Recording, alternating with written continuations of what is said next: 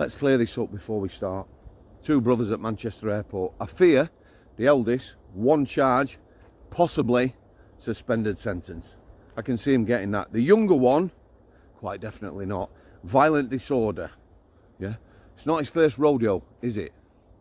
An headbutt, up close personal, that's a fighter's technique. Most people would not be going for a headbutt, but he's up close with someone in Starbucks, bam, he's gone in. Not his first rodeo. Violent. How do? It's not early evening, if that's what you're thinking. Brian? Bewilderment. It's before 5. We're team players, aren't we? Yeah? We're all going to have to be team players soon. The British public, shoulder to shoulder, standing together. Mate needs to get off work. I start 9:30. I'm in at 6 today. That's what we do. Team effort. There's a lot of us in this country who are fed up and disillusioned. The results of this might add to that civil unrest because it's building now on many fronts. So yeah, the defence. We knew it'd be something like this, didn't we? This lad didn't realise who he was fighting. He's been surprised. He started fighting. He didn't know they were police. Something similar. Yeah, so I'm going to talk about an approach. I'm going to be quite critical about this. So let's get something quite straight. He should be going to prison for a good few years. I very much have my doubts.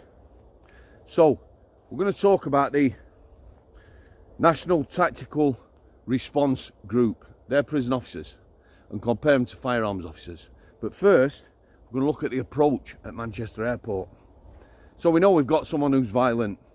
Radios, communication, someone's headbutted a member of the public, assaulted him, and might not come through as an headbutt. So we've got 3 officers, yeah? For me, these aren't seasoned. Here's the problem.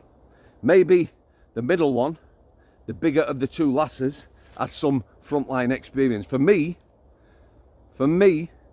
firearms officers, they should be seasoned vets in the prison service. Sorry, it is early morning. In the police service, and they should have done line policing. Yeah, they seasoned. The young lass who got smashed in the face, that's her first rodeo. That she is green. She's hysterical. I don't want to see any lass, any woman, yeah, getting smashed in the face and upset like that. I don't. This one's going to be controversial. Rachel Reeves in Parliament crying. No love for that woman.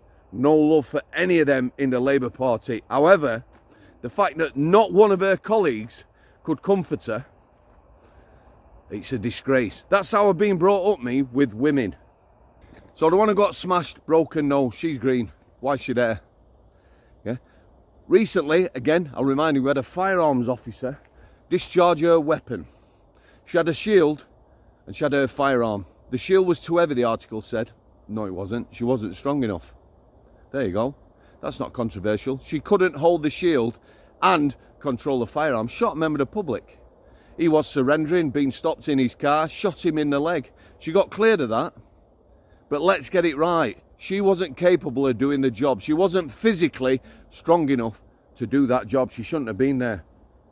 The young officer, male officer, anyone, this is at Manchester Airport, who goes over to the youngest brother and behind the head tries to bring his head down. Any martial artist, anyone who's done any fighting anywhere, one-on-one, because the two lasses are very apprehensive, is that what you do?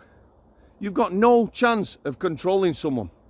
As a prison officer, when someone's under restraint, they've been cuffed and you got them back to the feet, if they're compliant, you walk them to the seg. If they're non-compliant, trying to spit, kick, whatever, hand behind the head, bring the head down, pistol grip under the chin. You're supporting the head, but when your head's down there, it's harder to kick, innit? It's harder to breathe. You can't spit. Safer way to move someone. Are you going to do that as an officer? Someone just roaming about on a landing in order to restrain them? Absolutely not. Green. He's green. The one who got her nose broke, bless her, hysterical, she's green. The middle one, maybe people are being critical of her. She turned away. She's up against a man. The physicality of a man. This is the thing, you see. Frontline police officers are going to be coming up against males. The Albanian mafia is not recruiting lasses for front line, are they? Enforcers? Nobody is. It's a male-dominated sports, frontline policing. They're up against hardened criminals who can fight. So for me, a firearms officer, firstly, needs experience. They've got to be in frontline, smashing doors in, stuff like that. Yeah, dealing with criminals, frontline. Prison officers are way better at restraining people. For me, probably similar teaching methods.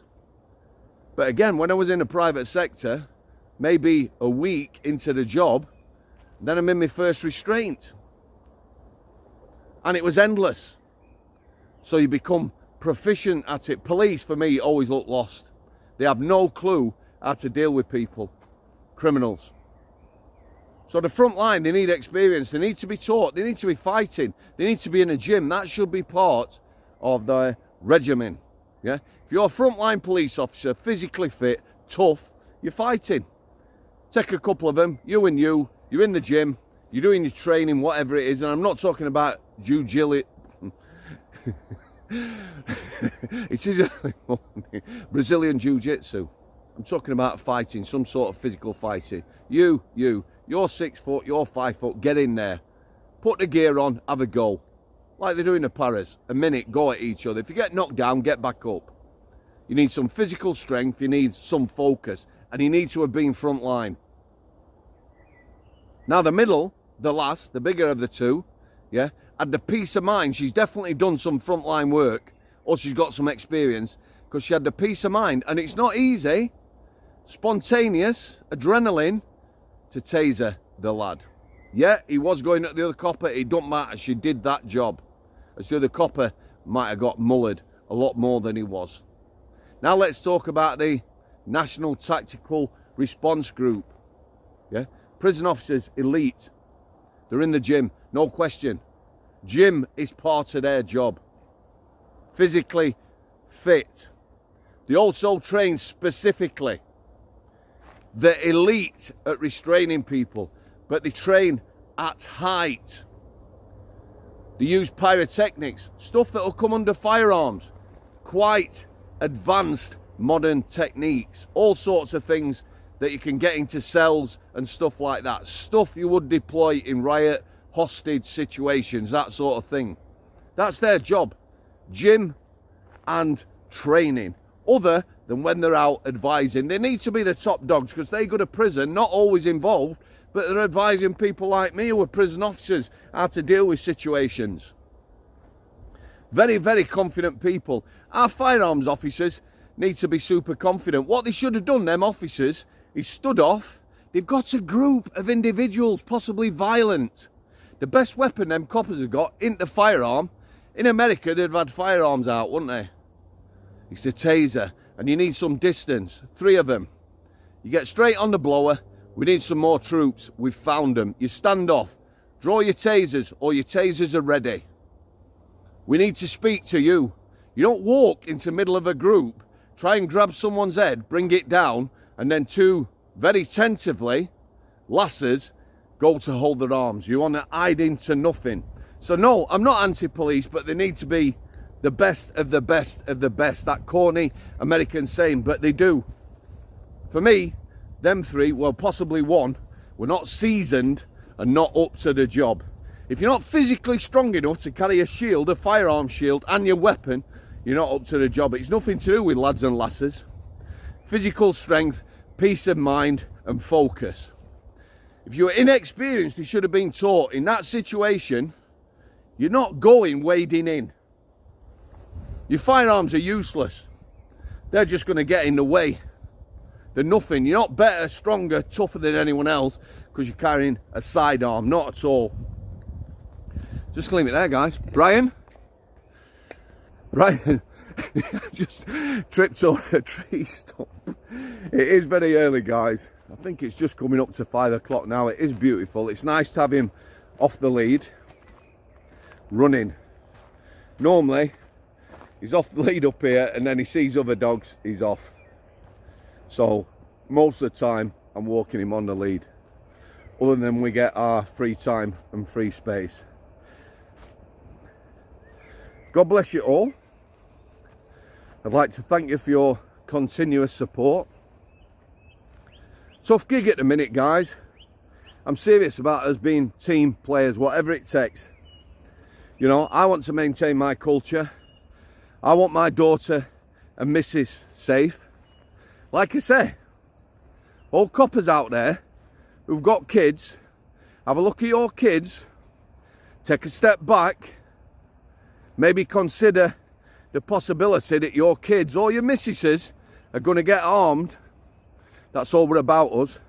We're not far right, we're concerned public. Concerned public.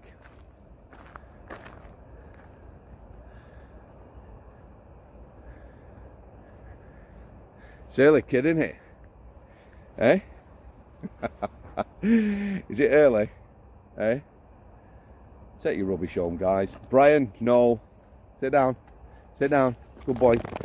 Go on. Show them how obedient you are. Obedient. Obedient, even. Come on. We're going now. Me and you. Come on. God bless you all again. Thanks for your continued support again. Thanks for coming. I'll see you.